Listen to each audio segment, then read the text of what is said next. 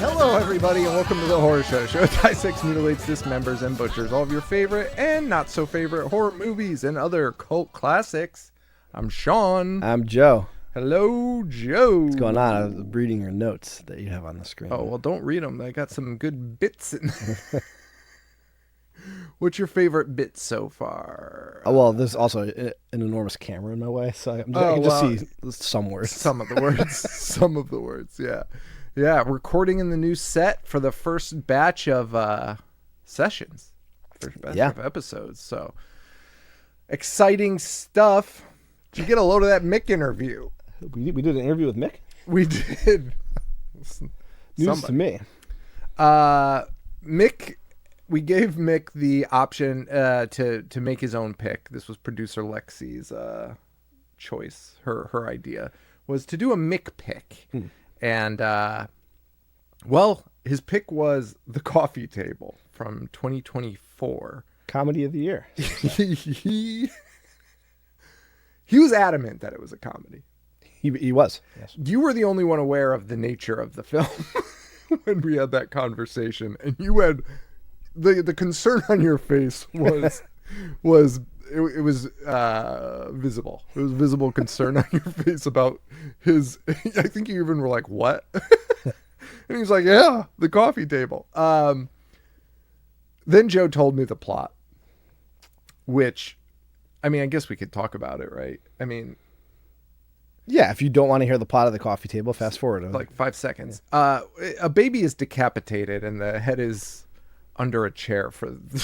Lex is laughing, so maybe Mick was right.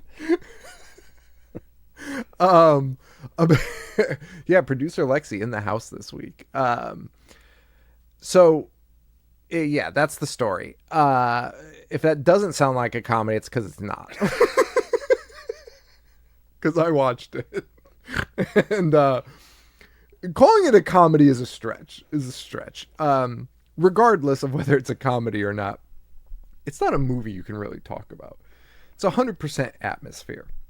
It's just like a guy dealing with that situation for the entire movie and just sweating the whole time. And yeah. When his wife is like, "Can I see the baby?" He's like, "Oh, it's sleeping for an hour and a half." So, and in the movie, it's like 4 hours. So it's a newborn. So that's anyway, we can't do that movie. It's not ideal, and it's not really horror show material. And it's funny because we get a lot of emails from people being like, "You should cover these new movies," which we've now dabbled in. Yeah. We've dabbled in the newer stuff, and it's fine to do newer stuff. It's just more about the content of it. And when it's like too serious or it's just a atmosphere, like, what are we going to talk about? Right.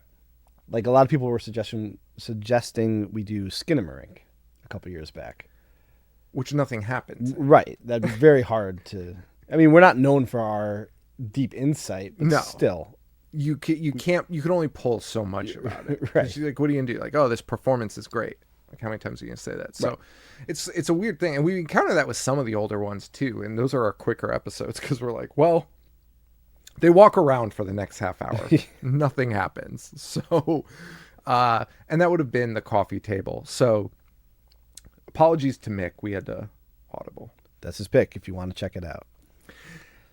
Yeah. After there goes our Shudder sponsorship.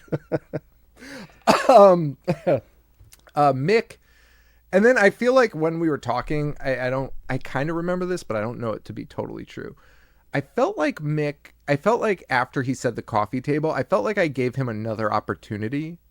Or did he tell us in advance? No, he told us before we started recording. That's right. Yeah. That's when that conversation happened. I'm pretty sure, at least to maybe because I know you, so maybe he didn't pick up on it, but I kind of feel like you were hinting at he should pick something that he did. That's what it was. That's what I was just about to get into. I was like, after he said that and your reaction, I was like, all right, I'm going to give him an opportunity because maybe after talking about some of these old Mick hits, he'd be like, "You know what, actually do that. Check out this." Or like maybe a lesser known one that he's proud of. Right. Yeah. He stuck with it. He doubled down.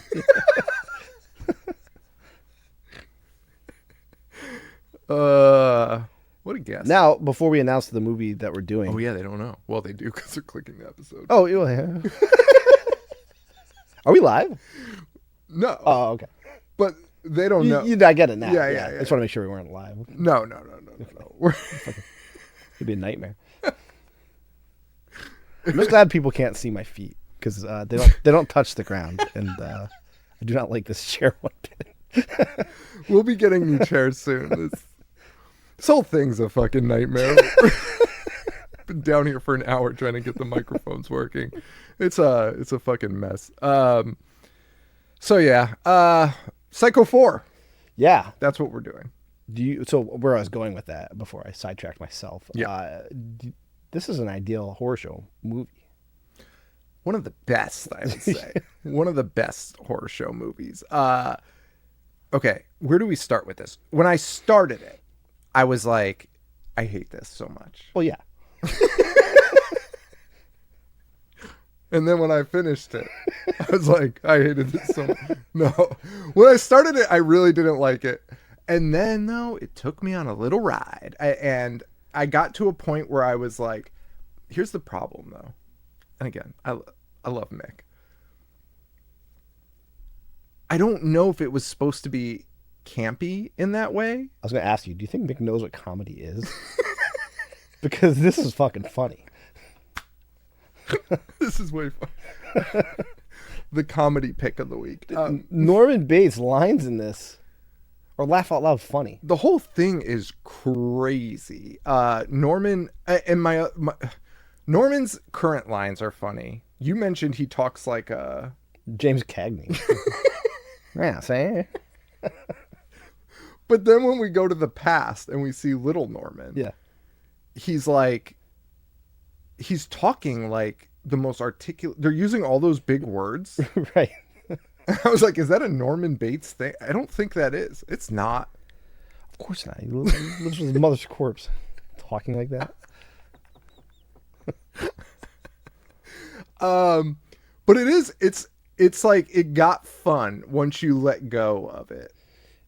Yeah, you can't hold it in the same light as Psycho. No. Producer Lexi was here when I was finishing the movie, and she was like, what do you think Alfred Hitchcock would do if he saw this? And I did not know. I did not know the answer to that. I don't know if he would be thrilled. We should ask Paul.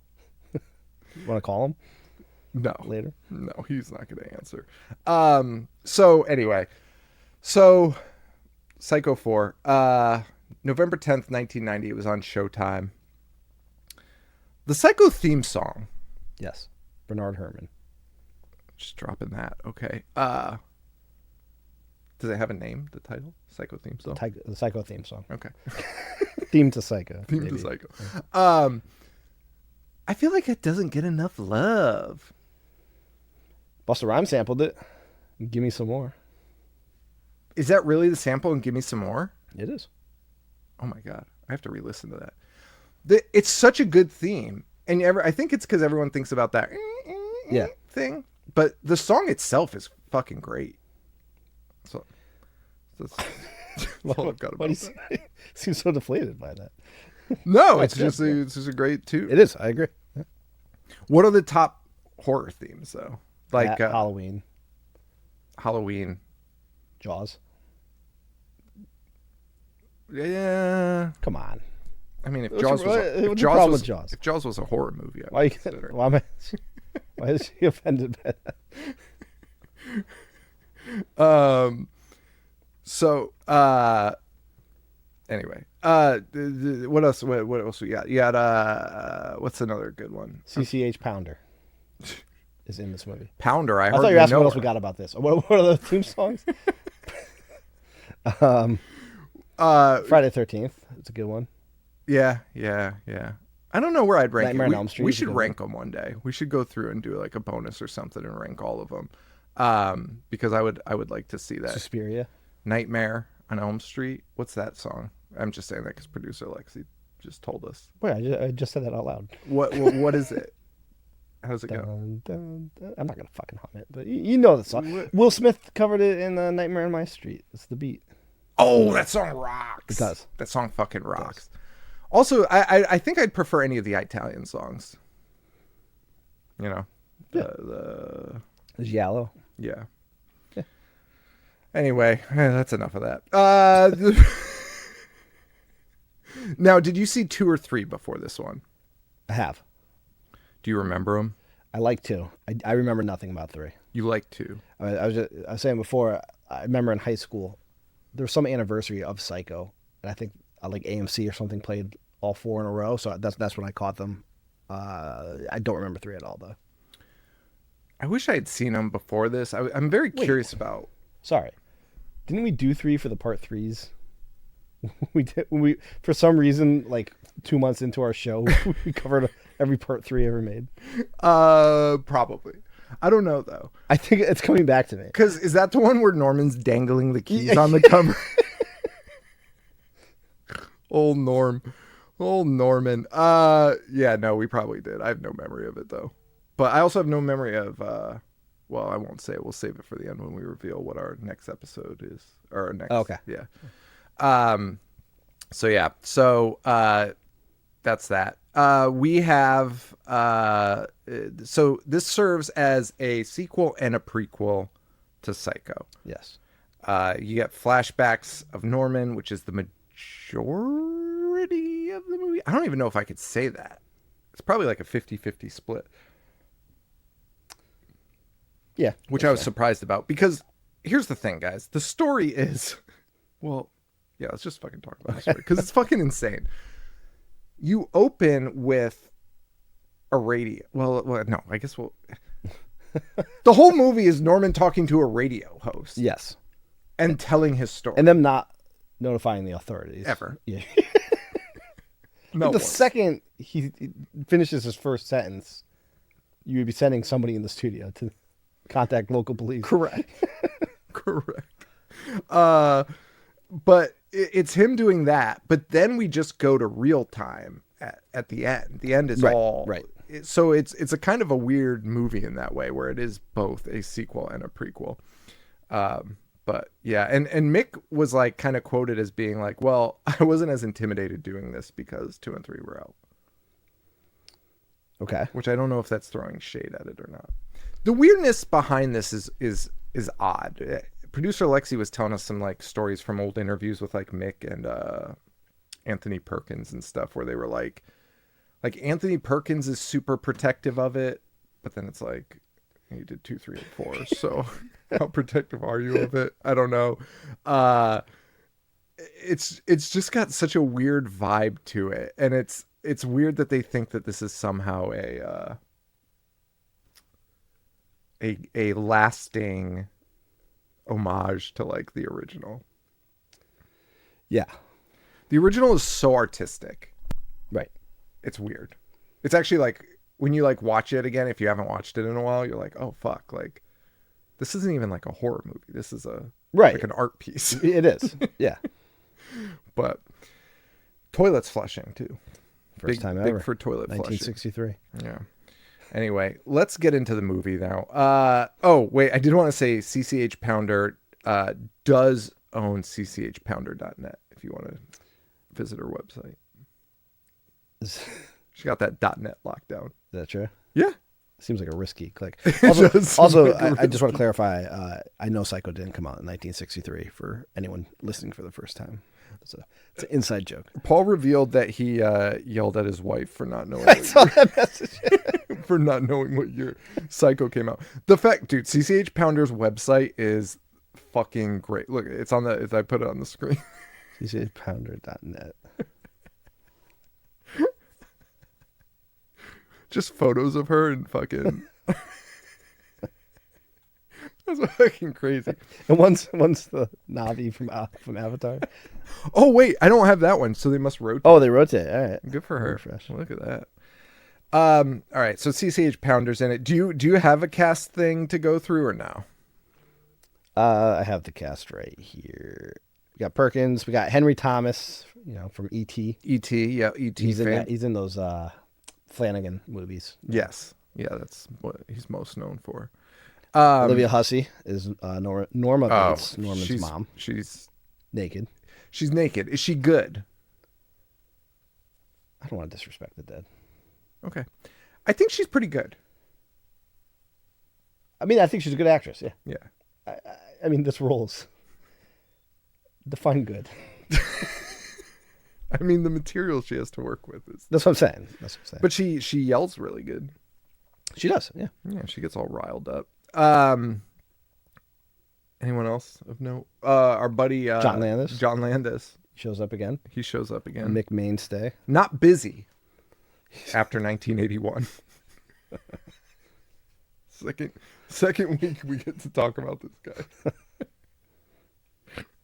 Not so busy. That's what Mick checks out these episodes. Hey, what happened? What are those guys I did an interview with? I wonder what they talked about.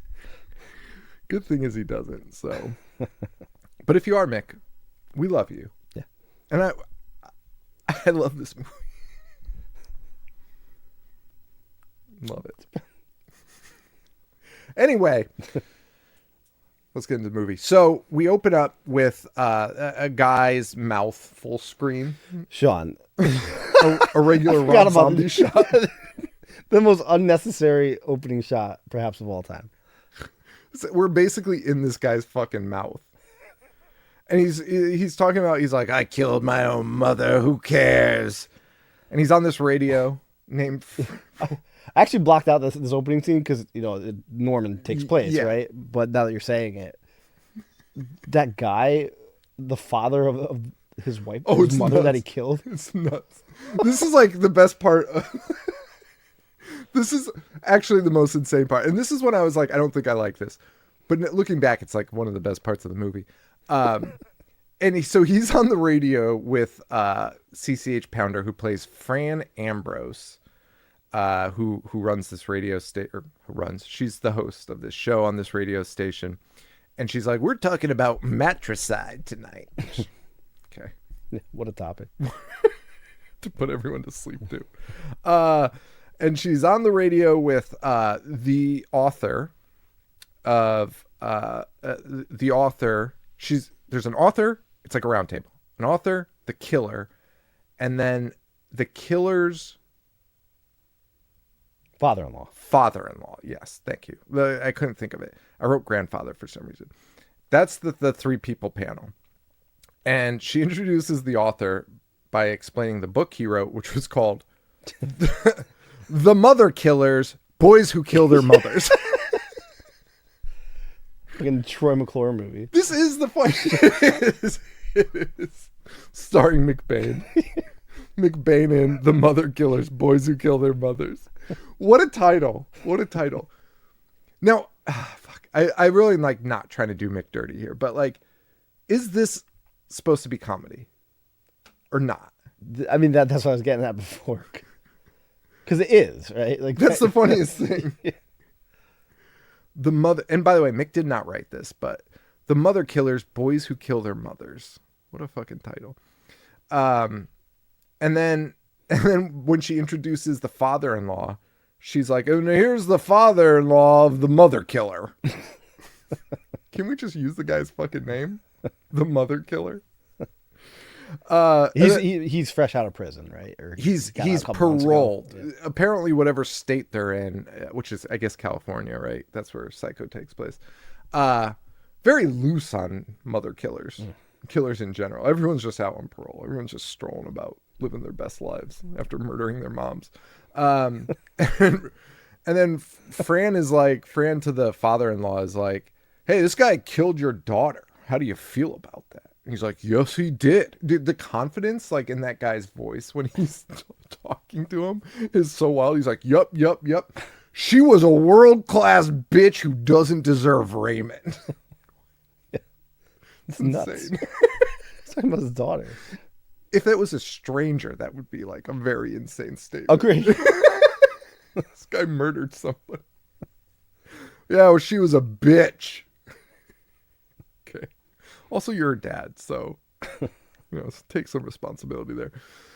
The author then begins telling the story of Norman. Not saying his name, I don't think. Yeah, no, he doesn't. He doesn't say his name, but he's like, hey, let me tell you about this one guy who did all these things. So now let's just put this into context. Norman Bates is a famous killer Yes. that have books written about him. Right. Okay. Let's just keep that in the back of our mind as we're joined by Ed, but via phone. So just keep that in the back of your mind. Also, Mrs. Garris acting. Yes. I don't know if everyone's going to give people shit for Sherry Moon, which we have taken back our... We have. We have taken back our complaints. All I'm saying is... Same energy for Mick? Same energy. I didn't realize she was in everything he's done. Yes. Yeah. Well, she's in this. Kind of like a prominent role, sort of. If they kept with the radio station thing, which they just kind of give up on after a little while. But yeah, she's working the boards, and then that ding dong John Landis is also back there in a role not needed whatsoever. Any line he had. What is Mick Garris' wife's name? Cynthia. That was impressive because it was very distracting that our producer's laying down and on her phone not listening to us.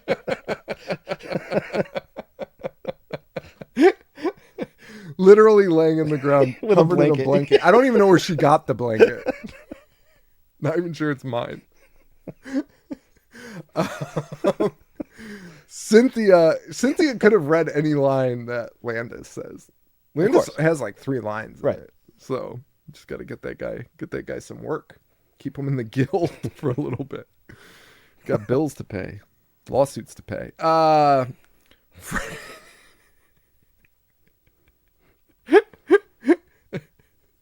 We would be doomed if we ever used Paul as like the producer. We always used to joke about having Paul as like Glenn. Right. Yeah. Glenn in the studio because I mean, it would be night and day. Paul would be so much more distracting. Oh well, yeah. Well, Paul would also be like making as much noise as possible, slapping his legs. That's what I'm saying. Just playing drums, crumpling up paper. I know we've talked about it before, but I just love the story. The time that we recorded at Paul's house, he was watching his parents' dog, and it was the best behaved dog I have ever seen. It was just laying still, not moving, and Sean hits record, and Paul gives it a fucking toy. So it starts like just thrashing all around, rolling and jangling its bells. The thing hadn't moved in 2 hours. It had it. It was so comfortable and peaceful. It was just laying next to us. Like we were totally fine. Yeah. Anyway, but it would be so distracting because I would just want to be making him laugh. Like I would, like if he were behind us, like Glenn was on the Tom Green show, I would just like constantly be like saying something absurd and then trying to get his fucking reaction. Also, at least producer Lexi also just gave us an answer. Right. Paul would have been like, "What are you guys fucking stupid? Yeah. Turn off the show. Stop recording. You don't want people to hear you ask that kind of question." But anyway, so they're working this radio show, and Ed calls into the show, and we see Ed at his house on the phone. Yes. The camera cuts to him. His back is to the camera. Do you know who it was? Did you figure it out? Hey, Sean. There isn't a soul on earth watching this movie that didn't know who that was, which makes what happens next 1,000 times funnier. Well, Ed calls in, revealing he's on parole, and that this show strikes close to home. These guests haven't given you any insight into what it's like to kill their mother. But I will. And then he turns in the most dramatic fashion you've ever seen. Well, first CCH Pounder says, "Are you saying you killed your mother, Ed?" And he says, "Oh, I've killed before, and I'll kill again." And it turns like that old meme of like what animal is that? The dramatic gopher. Dramatic gopher. Dun, dun, dun, turns. It looks right at the camera. Almost winks. Might as well have winked. It is as close to breaking the fourth wall as one can possibly get. Things like that always remind me of what was that thing Will Ferrell and John C. Reilly did? It was when they were promoting Step Brothers, and I think The Dark Knight had come out. I want to say I think it was like The Dark Knight, but they did for some reason like a voiceover of The Dark Knight, and I still quote it like constantly because John C. Reilly goes, "Remember me from the first movie?" for one of like the bad guys in it. And I always think about that because that's like exactly what some of these things like feel like. And Right. this especially was like, remember me from Psycho? Which also in 2 and 3. your favorites, one I directed, uh, from that hack Alfred Hitchcock. Guy doesn't know anything. So we're introduced to Ed, who is Norman Bates. I did laugh out loud. I had texted you guys because I was like, I know we don't like to talk about it before we record, but this is so fucking funny. it was one of the funniest things, like in a horror movie, I think I've ever seen. The way he turns is crazy. And it's not, and again, no one even for a moment thinks that this is not Norman Bates. He's on the cover of the movie. Like, we know, like, what is this? What is happening? Also, he lives in a fucking mansion. Dude, He's living his that best life. was a huge takeaway for me too. Like, holy shit, Norman Bates is free and living the best life he could possibly have. And again, we're talking about a guy who's like, I'm on parole. What? What? And by the way, he's just bragging about all the killings he's done. So, and again, announces that And he's also like, nobody's giving you any insight. They have a guy who wrote a book and a guy who killed his mother on the show. which also is we should note that the writer, the person that did write this, I noted that Mick didn't write it. I forgot the guy who wrote Psycho wrote this movie. Joseph Stefano. Yeah, he wrote 3 movies, maybe more, but he wrote Psycho, Psycho 4, and the Psycho remake. Okay. Which, by the way, he just gave him the script to Psycho. I actually forgot the Psycho remake existed. Vince Vaughn, Shot baby. for shot. Shot for shot. Identical. So he didn't write a script, but he's credited as writing that script. Well, yeah, because he wrote the first one. Yeah. But I don't think it's... I think he has like a new credit for it, like a new writing credit. He just replaced... Himself. I don't know. I don't know what he did. I was going to say he replaced the names with Vince Vaughn, but that doesn't make a lot of sense. It's not. Vince Vaughn playing himself in the Psycho remake.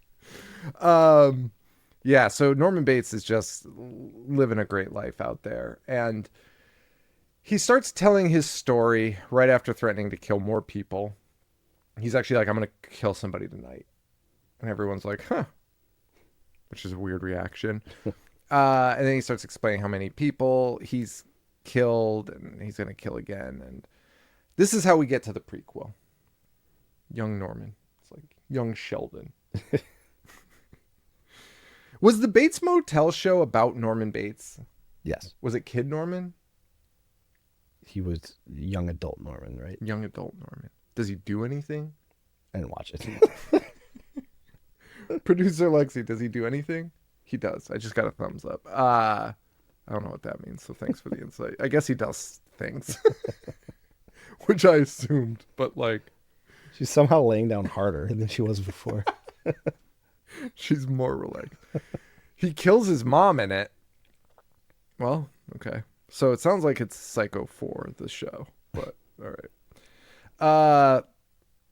Anyway, we get young Norman. And Norman is pulling fucking women. Yes. Babes. The horniest babes. The first one's very eager. They're all... Well, yeah, the first one... Yeah. But the second one is also pretty like... Yeah. Why aren't we fucking... Do you... I couldn't even imagine that happening to me. That would be like...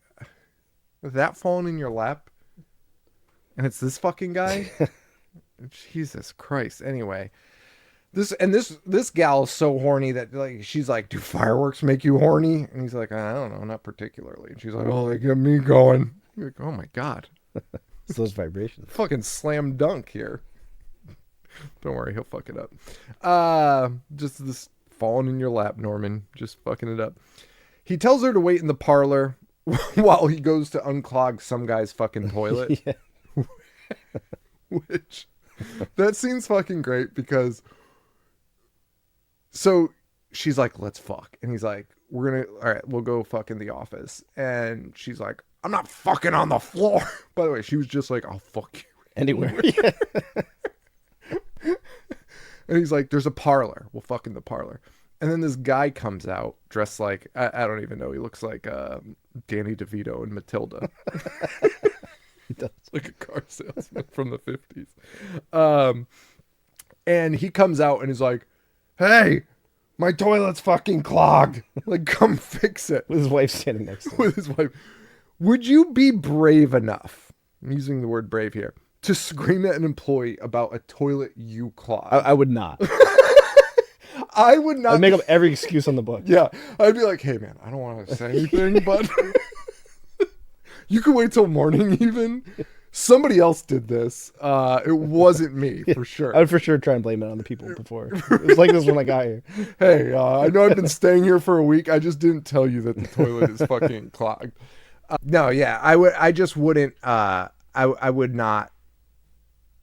I just couldn't do that. I could not. The fact of somebody knowing I clogged a toilet is like one of the scariest scenarios for me.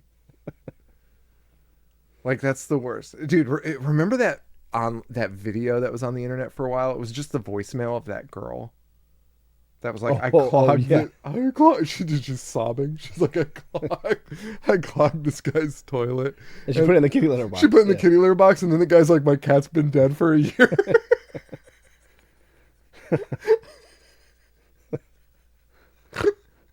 It's like my favorite fucking thing on the internet. Dude, pulling out fucking poop from the toilet. You know somebody that did that. Your boss did that. Or was it your boss? He's a coworker. Coworker. Yeah. Just cleaning out toilets with his bare hands. Yeah. And serving food. And dressing up as Santa. At the elementary school. Boys, schools were fast and loose back in the day. No one knows what it was like anymore. To have employees like that at a school. Dude, if I knew that about like the school like my kid goes to, I'd be like, we're pulling you out. Oh, we're going to private school.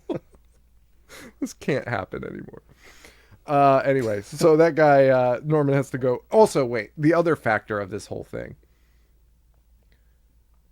This girl knows that Norman's going to go unclog a shitty toilet and then come back and have sex.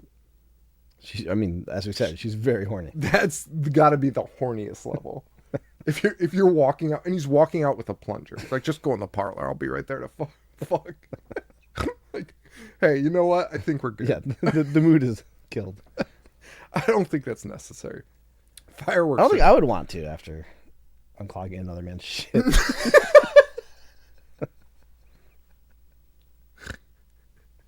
You don't know if it's him or the wife. It's just like, and you're just like looking at it, thinking that, like, which one of these monsters did this in my hotel? What a life! What a life! I'm just thinking about hotel toilets and stuff now. Have you ever had what do they call them? Housekeepers at the hotels? What do they call them? Cleaning people? Housekeeping? Yeah. Have you ever had a housekeeping like come in while you're like in the room? I've had them knock. I've had them come in because I didn't hear them knock. I was disrobed. Yeah, that sucks. Yeah, it's not fun. It's not fun. That's how I learned to hang the do not disturb sign out as soon as I get into the room. Anyway, so Norman cleans this guy's shit out of the toilet. And that girl, who does not know Norman, is like, I'm going to sneak into his house. Because he told me his mom's in there and does not want to be disturbed. Right. So I'm going to go in. And not only am I going to go in, I will disturb her in several minutes. I'll try to tickle her feet while she's sleeping. The most insane things I've ever seen. Because like Norman is not putting off maybe a little bit of weird vibes about the mom, but he's really like, Just don't bother her. yeah, he's like, she's not well. Right. Like, we can't be loud. Reasonable. Yeah, it's a reasonable thing where you're not like, this guy's fucking weird. Right. He's like, please don't do, like, we can't go in the house. Like, it'll wake up my mom. She doesn't like to be disturbed. Like, and then, so she sneaks in, and Norman, sorry, I lost my notes. She goes into the house, lets herself in like a little freak. She tries to go into the mom's room, which Norman stops her at first and is like, what are you doing? Like, I told, like, what is happening? She's like, well, I thought it was your bedroom. And he's like, no, it's not. So they go into Norman's room where she immediately gets naked and under the covers. So what does Norman do? What any normal man would do? He gets on his knees on the side of the bed and just starts fondling her like it's a fucking morgue. She's under the sheet and he's just on his knees next to the bed, just like under the covers, like touching her. She's just like, oh yeah, this is exactly what I was thinking about when I asked you to do this. Yeah, so that he does that. He freaks out though and goes to check on his mom. And we hear the classic mom. Is the mom's name Norma? Yes. That's fucking nuts. Anyway, Norma is like doing that thing from Psycho where it's like, get that whore out of my house. Kill that whore. Yes. And he's like, oh no, Mom, she's not a whore. And I don't want to pick this movie apart more than we already are, but Norma, when he walks into the room,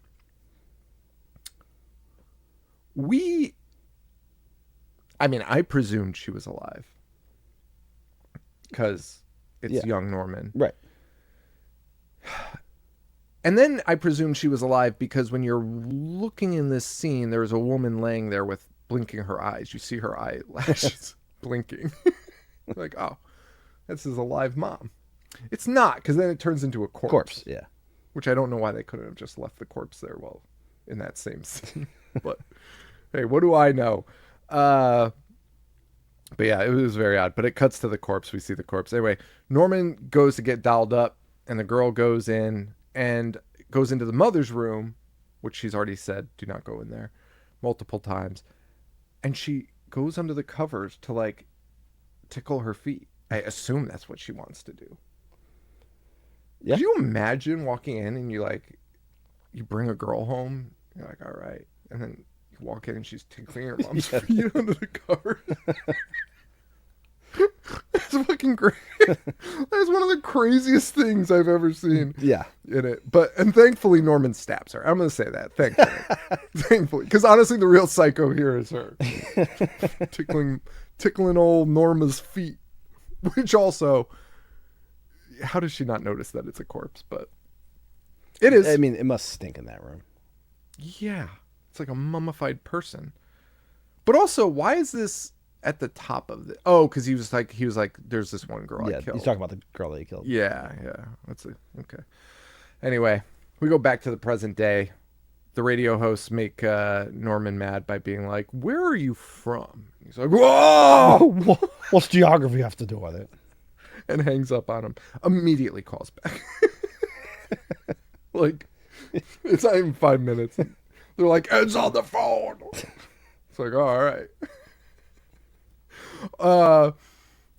They get him back on the... Oh, well, Norman also, we should note this, which was funny to me.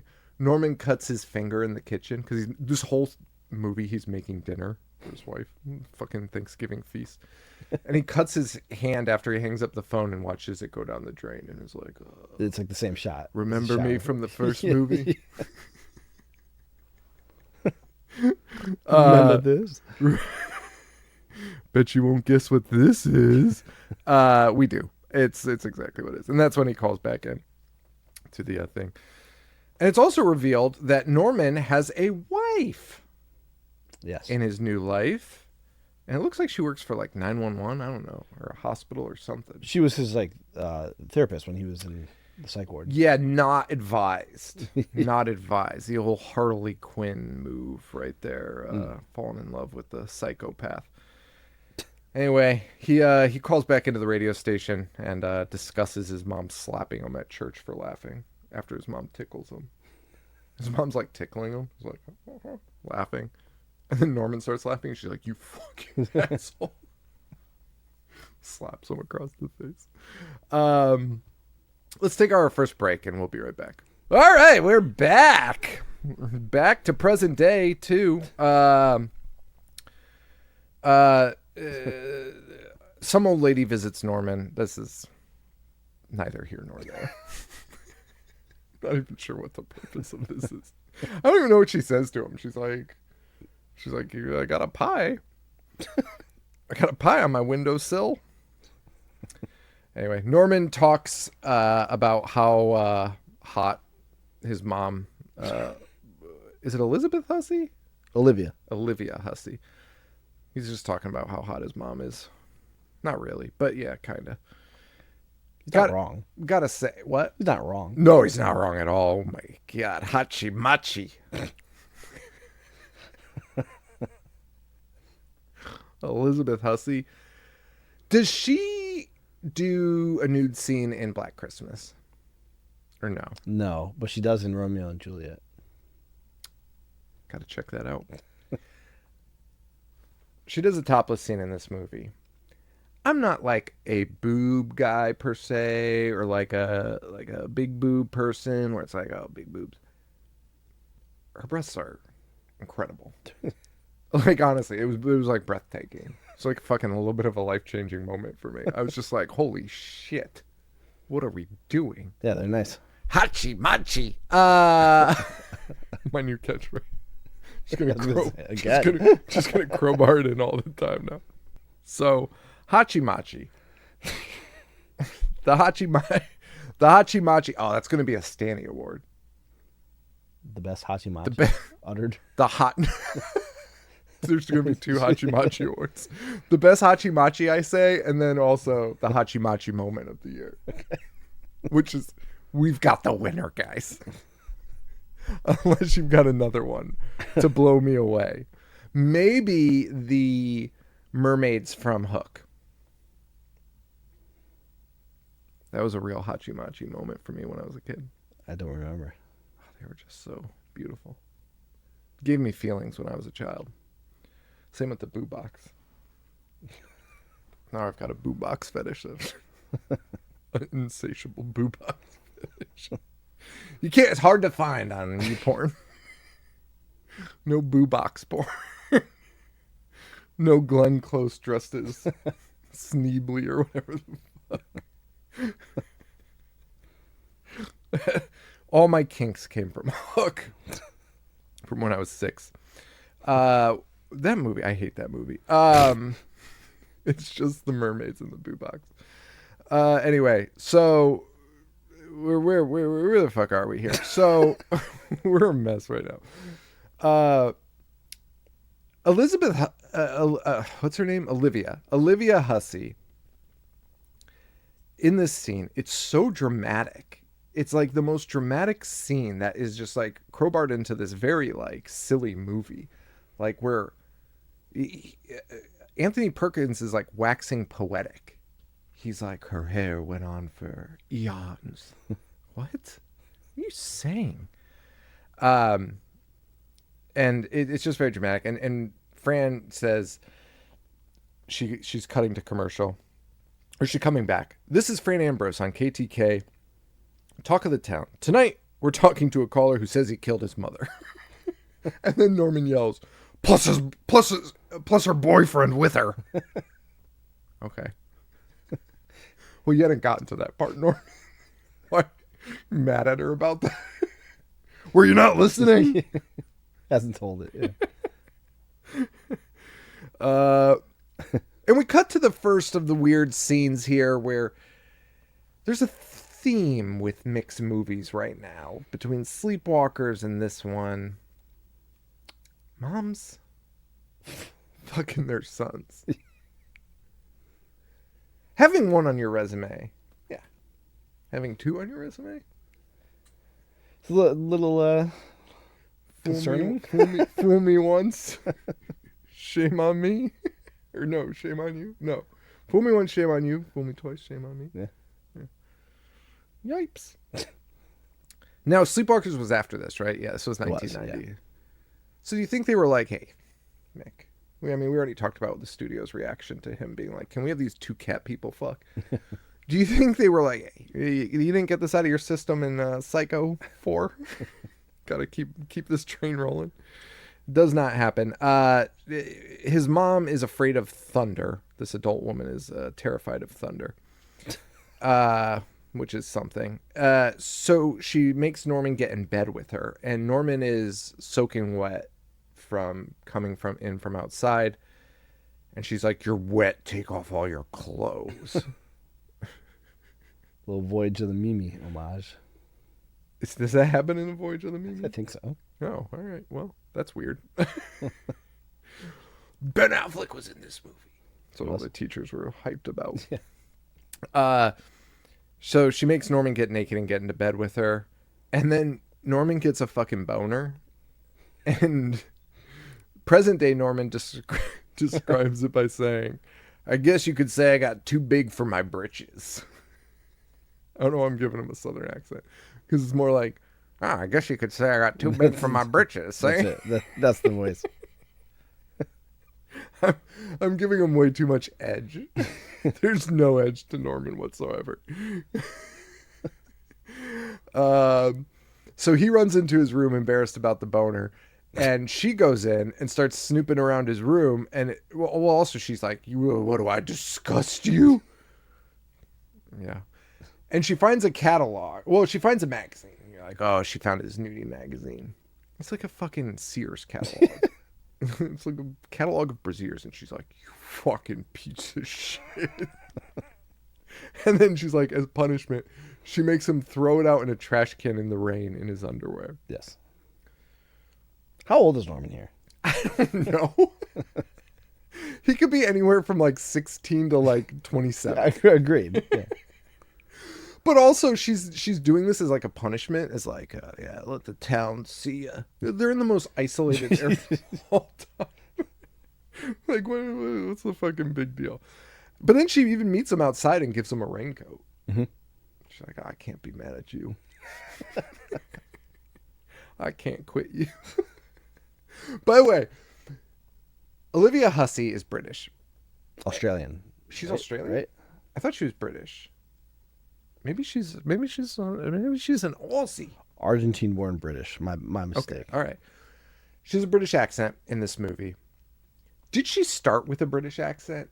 Because I feel like she didn't start with a British accent, and then I feel like at a certain point in the movie, I was like, does she have a British accent suddenly? I might be wrong, but it just seemed like it caught me off guard at one point in the movie where I was like, why does Norma Bates have a British accent? Especially because in every scene in the history of Psycho, she's yelling in an American accent. A deep south. Hey, what do I know? Anyway, so she makes him take out the trash. And then Norman, we cut to present day Norman on the radio station, and he's like, listen, if the doctor's turning this into an incest tragedy, tell him to forget it. CCH Pounder's like, forget it. The doctor's like, all right. I mean, he just got a boner in bed with his mom. I think we're onto something here. We then go back to the old days, and we get a fucking sweaty hussy skin. You can't see it. Wait, I see the capital I, so I can assume this is hot. Oh, it's up top. Yeah, right there. Pull it up to the top. Hachi Machi. Well, it's also the most zoomed in skin of all time. It actually was not a Hachi Machi moment for me because it was like so zoomed in that I was like, what? See the pores? Yeah, well, it was, you know what it reminded me? We were talking about Honey, I Shrunk the Kids last week or the week before.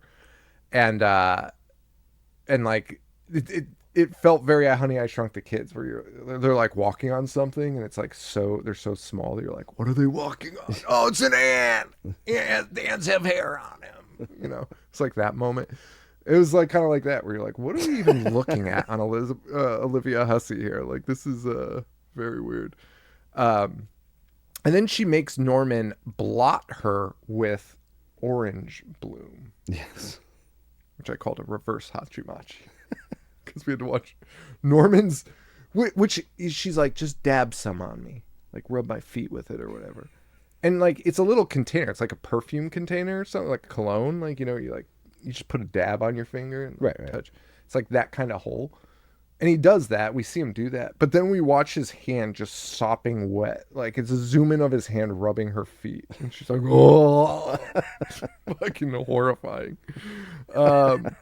This becomes an insane fucking scene of the two of them rolling around nose to nose, almost kissing. It's a romantic scene, Like From Here to Eternity on the beach. Yeah. It is probably hotter than that.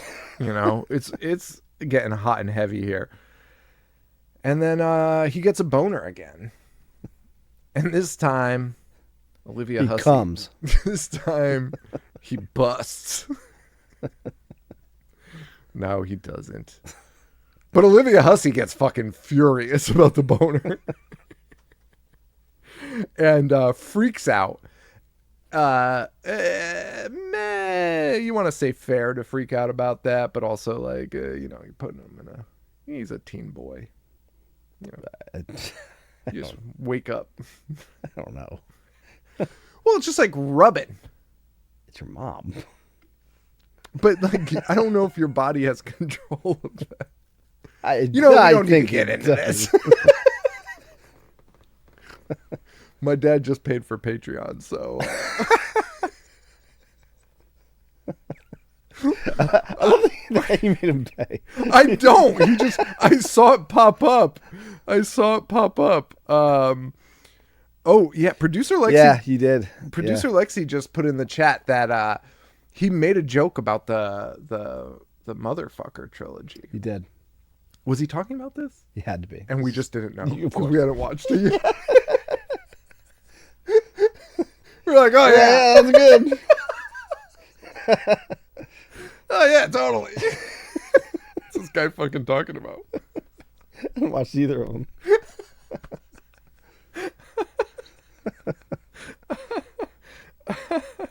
Oh, that's fucking funny.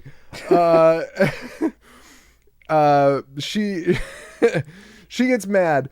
She freaks out. She starts screaming at him. She starts throwing him in a dress. The fastest I've ever seen a person be put in a dress against their own will. Throws that sucker right on him. And screaming, rubbing lipstick all over his face. And screaming, mommy's little girl. Like, oh, you mommy's little girl. Shoves him in a closet. Where she's then like, here's a jug of water. You're going to need this. Like, oh, yeah, if he's thirsty. She's like, you're going to fucking pee in that.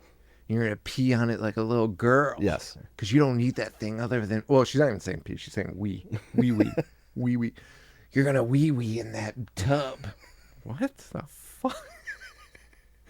I will say, though, if you were going to give Norman a backstory, a true serial killer backstory, it's pretty good. Yeah, that would do it. Yeah. I would probably kill somebody if this was happening to me. What's more likely to make you kill? This or being a newborn watching your mom die in a freight tank in Dexter and just being a newborn sitting in a pool of blood that you will for sure not remember? But yeah, probably is. Yeah. Okay, just making sure. I love Dexter's backstory. Producer Lexi is rewatching Dexter currently, and she sent me the a picture of when Michael C. Hall wears that wig, like the emo wig, yeah. But it's adult. It's adult Michael C. Hall playing a young version of himself.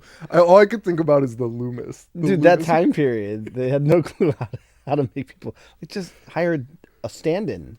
But what's somebody on set that was younger? What's insane is they had a young Dexter. They had multiple young Dexters. They showed Dexter at like so many different ages in that movie, and they had other people. But they were like, you know what? When he's 18, Probably looks like Michael C. Hall. That had to be a Michael C. Hall choice, I think. I gotta play this part. Yeah, it's the role I was born for. Are you saying I don't look 18? No, you don't. You have a fucking 5 o'clock shadow, my guy. Like, what are you fucking talking about? An underrated one, which I just saw a meme of, and I'm sure it's an old meme, I just don't pay attention, is Jigsaw, when he has the backwards hat on. Oh, yes. But he's still fucking 75-year-old Tobin Bell. Tobin Bell was so old in the first one. Those movies were something. So she locks him in a closet and tells him to wee in a water jug, I guess. You know, it is what it is. Oh, by the way, and Norman in that scene lays on the ground to like look out the crack of the door because he's like, "Mommy." Which again, he's anywhere between 16 to 26. Correct. But then it cuts to which I mean, I'm sorry. Wouldn't you just be like, no? Yes. Just shove her. Some fucking abuse. I'm not doing this. Also, it's a door I could probably just kick open. Sure. Imagine being like, let's talk about that for a second. Imagine being 16, your mom being like, you need to sit down over this jar and pee. I would just be like, well, I'm not. Yeah. I'll just go in here and stand here if you're going to force me in this room. Yes, and I'll piss in the corner. Yeah. Because you're locking me in a closet. Stand over a jug and pee. Pee like a lady. What are you saying? It was very bizarre. And she starts calling him Norma, which is why I was confused when you guys were telling me the mom's name is Norma, because I thought it was her just making fun of him. But she's giving him her name. Yes. Okay. That's fine. That's fine. And then so Norman's laying on the ground looking out the crack of the door. And then when we cut back to future Norman, which you're making a joke like he's 16, like why is he doing that? Well, we go back to current day Norman, who is laying on the ground by the phone going, "Mommy!" And they're like, "Are you okay?" Like, "Oh yeah. Sorry about that. Just laying on the floor in my house talking to you on the phone." They go to break though, and the funniest thing happens here because this guy was just talking about Norman Bates. He's an author. He studied these guys. He researched this guy. They go to break, and the author's like, "Hey, this is Norman Bates." Right. And everyone's like, "You're an asshole. You're a fucking idiot." And like, it's Norman fucking Bates. Describing in detail what everybody already knows about him. He's like, "I just wrote a book. This is chapter 7 in my book. What are you guys talking about? Put this in detail."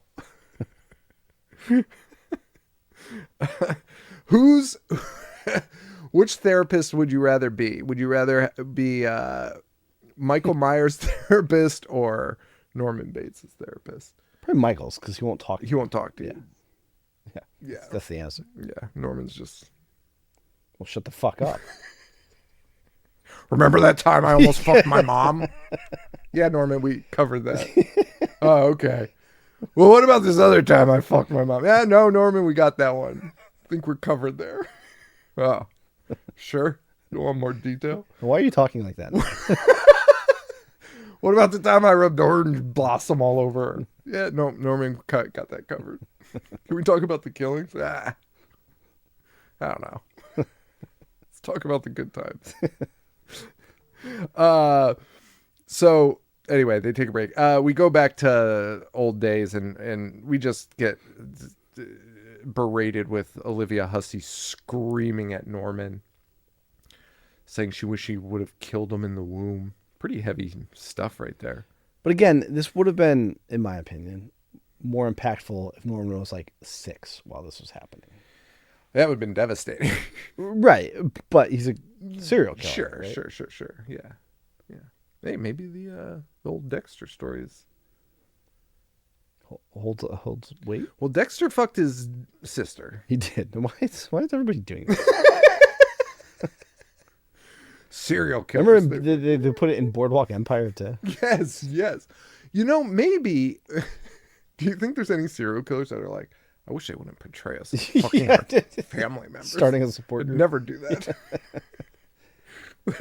Yes, like a public, I don't even know, public affairs group, like a PR group that's like, hey, We don't do that. we don't fuck our family members. We kill them, yes. We do not fuck them. Although I think they might. Well, yeah. Who's that guy, Kemper? Yeah. He did for sure, right? I know he killed his mom. I don't know. Yeah, I think he did something with the head.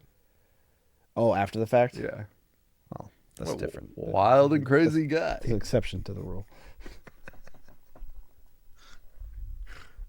Exception. What was a show with all the serial killers? Yeah, Mindhunter. Yeah. Mindhunter. Why did that guy look so much like Kemper? Every serial killer in that movie was The spitting image. dead ringers. Yeah. It was fucking crazy. That show fucking rocked. I don't know why that fucking went away. Also, it had that guy. I don't even know what the actor's name is. The like older guy. He's got like the crop top. That guy rocks. I don't know his name. He rules. Anyway, you know what? Because we've had so many technical issues, I have no idea whether it's time to take a break or not. So let's just take our second break. All right, we're back. So Norman gets berated by his mom. And then we get to see Hussey's puppies.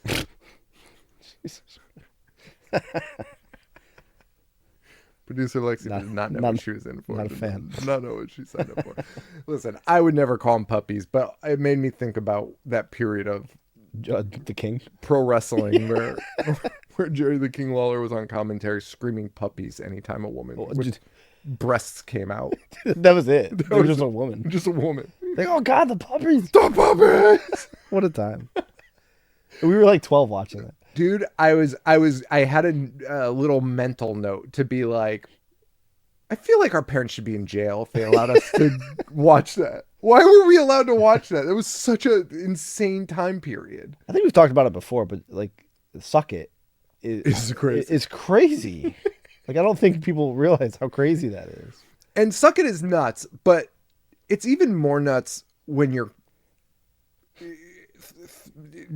using your hands to just fucking slam against your crotch as you're saying, making sure everyone knows you're talking about your dick. Your dick.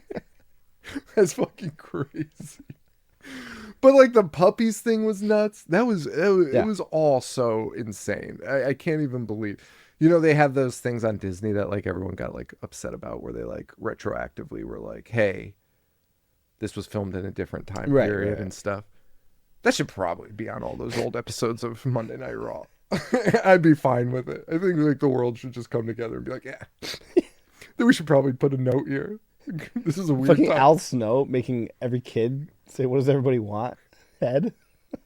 Dude, The Godfather came out with hose. The finishing move, the hoe train. Did the money shot? Dude, the money shot. And he would do that move where his arm would be his dick. Dude. And then they put it in a video game. In No Mercy, the WWE video game, if you use the taunt, he pretended his arm was a dick. And he was hitting it.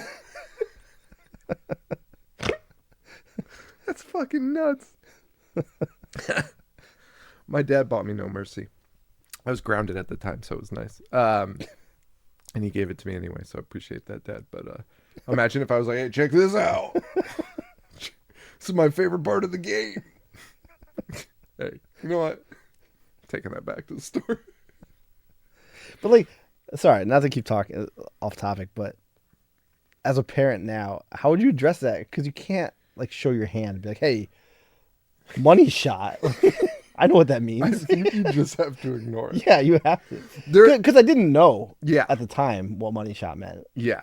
So my kids, the one that I don't know about, I guess. I have one. And producer Lexi's my other child. So my son's a little bit older than Joe's kids. So we're starting to get into things that have those like double entendres in them and stuff. And it is funny because I get tight. Right. Because I'm like, oh my But it goes over their head. They don't even Right. think about it. It's just like a word, and they're just like, I don't know what that means. Right. So I'm just gonna like whatever, not even pay attention to it. But like I get like fucking like, Dude, I'm like gripping the chair. I know, but you have to ignore it because I think I've talked about it on the show before. But my mom would let me watch movies with violence and gore, but she was so against nudity. And I remember she showed me Die Hard for the first time and like sprinted to the screen to fast forward. You see a woman's breast for like 0.3 seconds in the opening scene when the gunshots start breaking out. And she fast forwarded, and that was like all that stuck in my mind was, what the fuck did my mom fast forward? So all I could think about was Right. that scene, and then I would like go back and like when she wasn't home and try and find it. I was like, oh, that's what she was hiding great. from me. Whereas I would have never noticed there's boobs until like today. Yeah. Yeah, that is a weird thing. The boobs are a weird thing. I'm not going to get into the story I was going to tell, but anyway, hey Norman, speaking of boobs, baby. We go back to Norman, who is we forgot to also mention Olivia Hussey, when we see her breasts here, has a boyfriend now. She does. Chet. Chet the Bohunk. It's a real asshole. Real asshole. Also a Steven Weber lookalike. He is. Which I was surprised that Mick didn't cast him. In our next movie that we're covering, there was a guy that looked so much like another guy that when I checked the credits after the movie, I was like, wait, what? That was not him? Yeah, I can't wait to talk about that. So we got Chet here, and he's an asshole, and he's an even bigger asshole when he's like, hey, let's go play out in the yard. And Norman's like, sure. And he pulls out boxing gloves. Yeah. It's like, you ready to get your ass beat? And he fucking punches Norman in the face. He does. And Olivia Hussey is thrilled about that. Yeah. She couldn't see any. As happy as she's been this whole movie. Either fucking her kid or him getting her fucking face punched in by an adult man. That's 2 times Olivia Hussey's happy in this movie. So he obviously Chet is he's not a fan of Chet. No.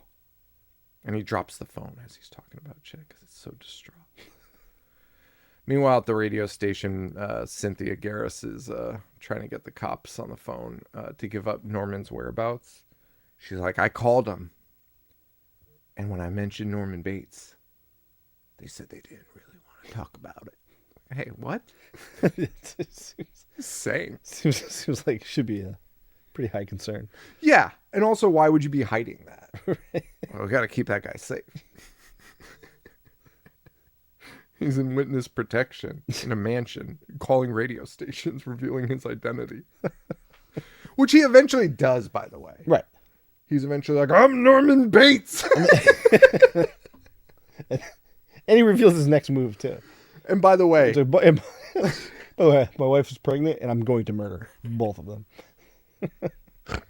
And also it's so funny because that's I feel like that's later on in the movie, and it's so funny because when he says it, they're like, he was right. Yeah, I think we know that. Anyway, we go back to baby Normie. And he's got another lady, man. These women are just flocking to him. He gets all these... Not a lot of options in that where they are. Yeah, that's true. But I mean, you're also like, what, you're staying in that hotel for a night. Like, you rub one out and call it a night. Well, it's the 50s. It's like, hey, I either could jerk off or I could fuck this weird Norman guy. Which, on a scale of 1 to 10, no offense to the Normans out there, Norm, fine. The guy goes by Norman, though. You gonna fucking Norman? Producer Lexi, would you fucking Norman? Okay, well, of course you would. There's hope for all the Normans out there, I guess.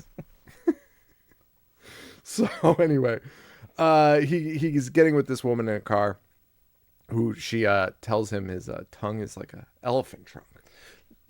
But, like... Wait, she says elephant trunk? She says elephant something. Memory. She says your tongue is like an elephant's memory. Oh, that's a... I thought. Unless I misheard it. But... line. I'm going to use that line someday. Hey, baby, your tongue's like an elephant's memory. What? Because elephants don't never forget, right? Yeah. But I don't know. It's a long memory, baby. I'm hung like an elephant's memory. Trunk would make way more sense. Yeah. That's the only reason why I was so hung up on me hearing memory. Because No, it was actually a weird word because I didn't think it was trunk. I just wrote down trunk because would apply. Trunk makes sense. So I just wrote down the thing that made sense, not what was said. Not the thing that there's 100 cast people that are like, hey, maybe we just change that one word. Joseph, whatever his name is just in the back being like, say it exactly as it's written. No ad-libbing. No ad-libbing on this script. Anyway, so Norman then dresses up as a woman and attacks her. Says, drive, you whore. Drives him out to the middle of nowhere where he strangles her to death, but she's actually not dead. He puts her in the trunk, sinks the car, similar to the first one, and we see that she's still alive in the trunk. She drowns, so that's a fun thing. The kills in this. So. Yeah. Yeah. Left to be desired. Yeah. And when you saw him, you were like, yeah. The end of this movie is so crazy. In the House of the Fire? Yeah. It's the most anticlimactic ending to a Psycho movie you could ever imagine. It's fucking crazy. Anyway, so that gal's dead. Now we go to see him seeing his dead mother, but we never really saw that happen, so whatever. We watch yeah. Now I remember why I wrote that.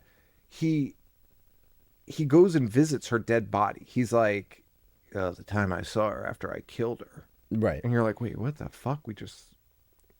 I rewound it because I was like, I must have missed it. He killed her. And no, I didn't miss it. They didn't show it. You just go to the funeral home where he takes his mom out and fills it with books. As if anyone's gonna be like, hey. Wait, you're saying they didn't show him killing his mom?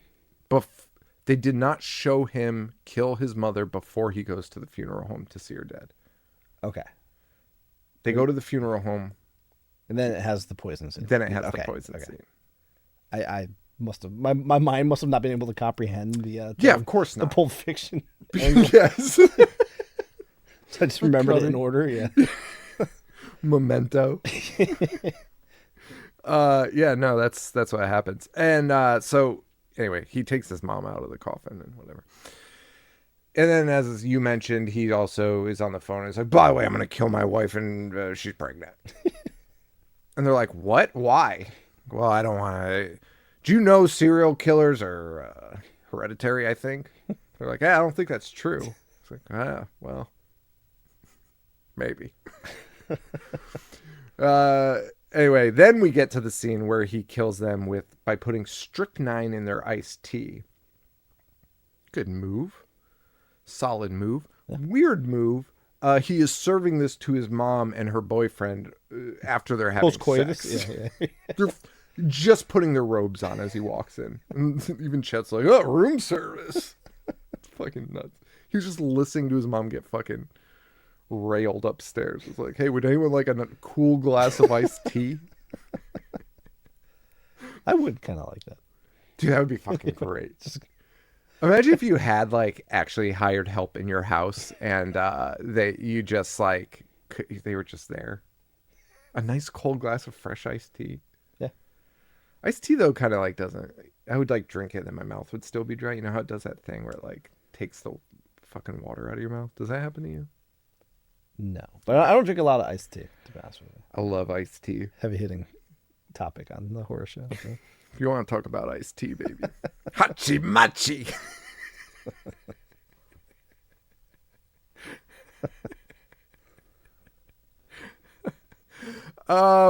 We watch so he kills him with strychnine. Also I forgot to say that he also taxidermies his mother. Of course. Which is cool.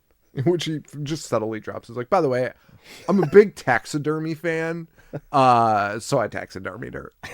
Okay. Okay, cool. We didn't really need that, but that's fine. So he brings up these iced teas. Yes. Chet takes his into the bathroom. What a move. It's a real man move. Take this into the pisser. While Olivia Hussey begins to pour on her tits. Most insane things. In a movie full of insane shit, Olivia Hussey just keeps one-upping herself. Taking a glass of iced tea, hopefully there's no sugar in that, because how sticky that would be. A little sweet tea being poured all over your body. Jesus. Post-sex? Post-sex, you're already, this will cool me off. And by the way, while this has happened, Norman's like, because he's not drinking it. He's like, oh God. She's going to pour it all over herself again. Which, like, by the way, Norman should probably know she's going to do that. That's the most Norma move of all time. Classic Norma. Pulling iced tea all over her boobs. Anyway, Chet comes out vomiting strychnine because he's dying. But Hussey hasn't drinking any of hers. Well, no, I guess she did, because she does start foaming out the mouth. But she, like, it's fine for a minute. We don't see it. Yeah, we never saw her take a sip. It's like LSD. It just got absorbed into her tits. skin. She died of strychnine of the boobs. The coroner's office. How'd she die? Well, never seen a case like this in my life. Strychnine of the breasts. The perfect crime. Absorbed through the nipples. Absorbed through the areolas. No, she dies. But not before Chet falls. Like, Chet's dead. But then Olivia Hussey's like, kill him. And so Chet's like, all right. Gets up. Second wind. Dead. Just starts pummeling on Norman until he falls down the stairs and then dies again. But hey, what can you do? Yeah. And then Norman's about to hang up for some reason. I don't even know why. And Fran is like, Norman, don't hang up. He goes, show's over. Hangs up the phone. And that's the end of the radio station. Yeah. That's actually nuts. It is crazy. There's no resolve with them. It's funny because I didn't write that down because I didn't think that was the end of it. Right. I'm just, as I'm recalling it now, it's like, oh yeah, that they don't come show back. Is over. Norman has called it a day. Norman then calls his wife and is like, hey, meet me at my mother's house. She's like, I don't know, it seems a little fucking weird. She actually's like, that's kind of morbid, isn't it? And he's like, it's my birthday, isn't it? She's like, all right, I guess that's true. They get to the house where Norman drags his wife in violently. She doesn't really seem to mind, though. She's just kind of like, hey, what's the big deal? And he brings up the baby thing where he's like, I'm afraid the baby is going to turn into a killer like me. She's like, that's not going to happen. It's okay. It's fine. He's like, hang on one second. Drags her up the stairs. Grabs the knife from the wee closet. Like, oh, he's going to kill her. He then puts his hands over his eyes for some reason. Just covers his own eyeballs. And then she runs away. And then he's like, wait a minute. How'd you get away? She can see me? I thought I was hiding from you. Classic Norman. And that hunt begins. It's not very long, though. They both hear a door close. Neither of them close the door. They just hear a door slam. They're both like, oh. They run away. And she runs into the basement where, the classic psycho basement. Chair's empty, though, thankfully. She opens the Bilko doors, producer Lexi's favorite thing in the world, and Norman's there. And Norman's pulls out the knife. He's about to cut her throat. And then he looks at the knife and sees his own reflection in the knife. This is so nuts. This is so fucking nuts. It's crazy. Norman sees his own reflection in the knife. And she's like, look at yourself. You're not that person anymore. You're not a killer. Our baby won't be a killer. You're like, okay, he's going to kill her. He drops the knife. They embrace. Norman is fine now. Norman's He rebuilt. says, "I'm free." Yeah, Yeah. I'm free. Yeah, he's it's a shocking turn of events. He was about to murder this woman. He's like, "Go wait in the car. I'm gonna get rid of the past for good." And then proceeds to find the smallest gas can maybe ever made. Just douses one room of the house, lights it on fire. The house catches on fire. But now we have to watch Norman in like the only thing I could think of to describe it is like Batman when he's when he's like drugged by Scarecrow. And they're like any video game where you're like, oh, I got hit by a poison dart. Now I have to fight the ghost versions of my past. He's seeing his mom and he'll like shove her. He sees Chet. He punches Chet. It just turns into smoke. All of the house is burning down around him. And you're like, oh, Norman's going to die in the house. A fitting end for Norman. He did have his come up and he had his cum, baby. Hachi machi. He had his comeuppance. He became a good guy, and he'll die in the house, rightfully so, because he's a fucking murderer. Piece of shit. Yeah. That doesn't happen. That doesn't happen. He survives. He also runs into all the women that he murdered in the house, and one of them is dead and still tries to French him. The one that said he was hung like an elephant's memory. The ghost of her is still horny and is like, let's fucking kiss. And then he falls down the stairs. He gets to the basement. This scene is entirely too long. He sees his mom in his chair, the corpse in the chair, the scene from the first one. That's not real either, so it doesn't matter. The house is exploding now. And he escapes. And the firemen come. They put out the fire. And it's like the end of a action movie where the hero gets the girl. Yeah. He gets his wife. Yeah. And they're happy and they're going to have a baby. And Anthony Perkins is entirely too old to be having a child. Also agreed. He's 100 years old. But anyway, they embrace and that's it. And he's like, I'm free. And they walk away from the burned home. But we cut to the rocking chair, still not burned in the basement, rocking. And we hear Norma yelling. And then the Bilko doors slam shut, and Norma's like, oh, I'm still here. That's whatever. It's a fine ending. Sure. It plays the Psycho music. You're like, great. Credits roll. Music stops. You hear a baby crying. Then Psycho music starts again. A fake out. The old dusty finish that Yeah. isn't even a dusty finish. It's just... Okay. It was like you had to pick one or the other. Right. You know, you either end on the Norma's presence is still there or you end on the baby. Right. But somehow we do both endings. You know what? We can't cut one of these. Also, the baby cry is so subtle that I had to rewind it and be like, was that real? Wait. What? Why does that happen? And I also had like forgotten about the whole baby angle. So I was like, oh, so the baby's a killer. You're right. Right. And it's Vince Vaughn. Just recreating. That's what they should have done. I'd be fine with that. Well, he did write both. We should get Joseph Stalin or whatever his name is. I don't know his name. Joseph Stagnetti. What's his name? No. Stefano. And that's Psycho 4. You recommend it? Oh, yeah.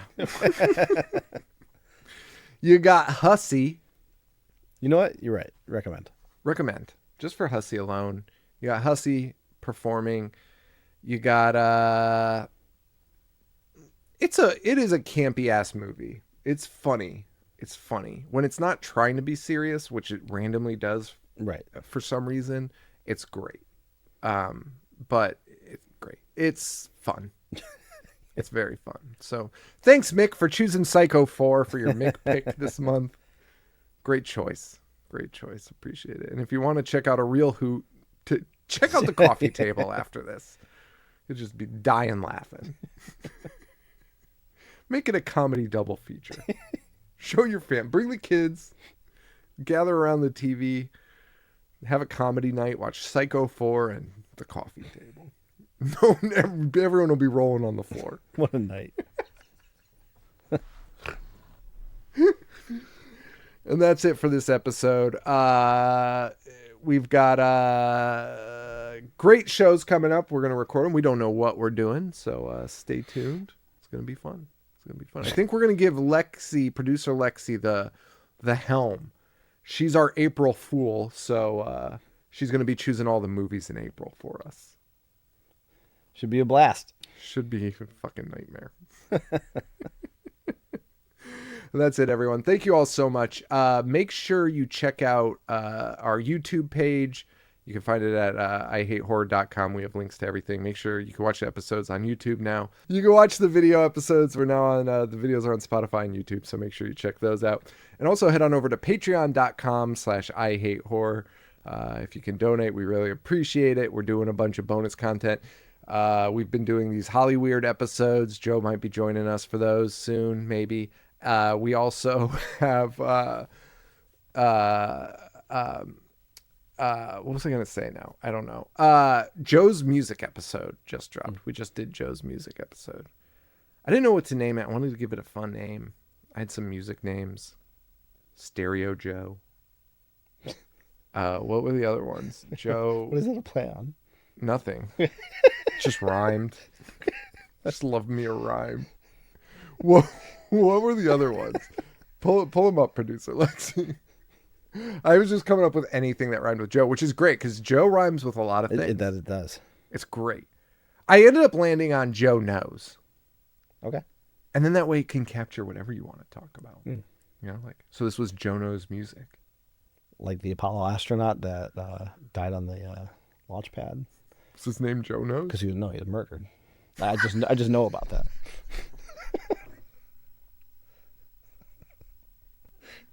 It's the funniest thing. Joe Tunes like show tunes. Like, you know, Joe Tunes. All right, what's... No business like Joe business. Not bad. Those are my options. I went with Joe Knows. That way you could talk about anything. Anyway, I want to tell you, that episode was fucking cool. Oh, thanks, man. That was really fucking cool. It's edited really cool. He puts in like fucking clips of the things he saw, the shows he went to. It was really fucking cool. I was fucking jazzed on that. So check that out. Patreon.com/IHateHorror. And yeah, we got our live show coming up. Will it be, would we have already been doing it by the time this drops? Maybe. I don't know. It's next. No, it's the 29th, right? It's the 29th, which means it might be after this comes out. What are we doing? Psycho 4 release. Oh yeah. So this Saturday, 9 p.m. we're doing Riding the Bullet by Mick Garris. Yes. Should be a fucking hoot. Hopefully somebody fucks their mom. They don't, because he already said he hasn't completed the trilogy. Does he know though? Unless he's keeping us on edge. Or he was testing us. Oh, yeah. And we were like, yeah, totally.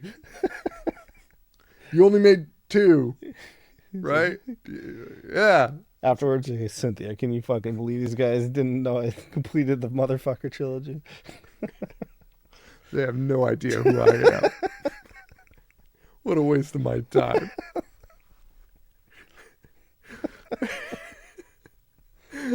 Anywho, that's that. Thank you guys all so much. Thanks to Joe. Thanks to producer Lexi. You can find her at Cult of Craven on Instagram. You can find us at I Hate Horror. We will be at Salem Horror Fest on May 3rd, 6:30 p.m. More details to follow about how to get in. Make sure you come out if you're in the Northeast New England area. Come on out. Join us. It's going to be a blast. And I don't think we talked about this. We're doing trivia after. We're hosting trivia. We're not like doing, it's going to be, we're going to walk across the street to Bit Bar. We're going to have ourselves some horror trivia. We are hosting. Hachi Machi. We're just going to have Olivia Hussey's breasts on the screen behind us the whole time. I mean, I'm fine with it. You think, I don't know if Salem's going to be thrilled with that. They're going to fucking, they're going to be like, hey, we learned a lot of, after the Salem witch trials, we learned you don't treat people like that, but we're going to burn you at the stake tonight. We're going to press you with stones. Get the fuck out of here. Guile Corey. Old Sean Corey. Stop saying, if he says Hachi Machi one more time, I go out with my dying breath, I say Hachi Machi. Any last words? Hachi Machi. Tell my son I said Hachi Machi.